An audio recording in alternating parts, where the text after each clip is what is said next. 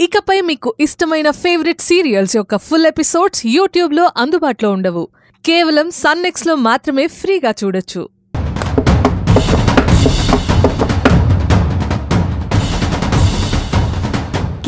గీత కుటుంబం అలాంటి వారే.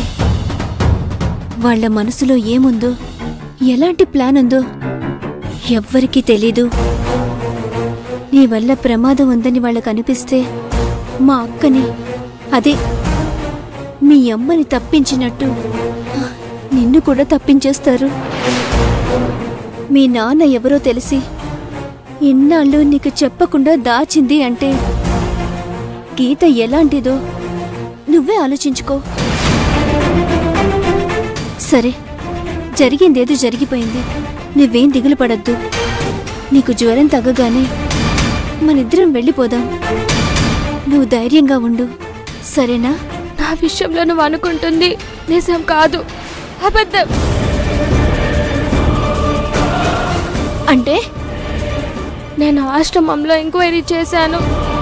మా నాన్న రాము అంకుల్ కాదు.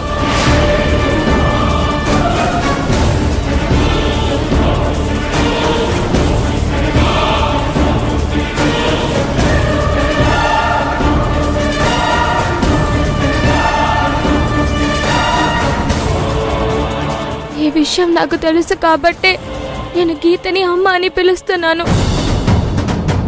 అంత దగ్గరయ్యాను. నీకు ఈ మాట ఎవరు చెప్పారో కానీ అంత అబద్ధం.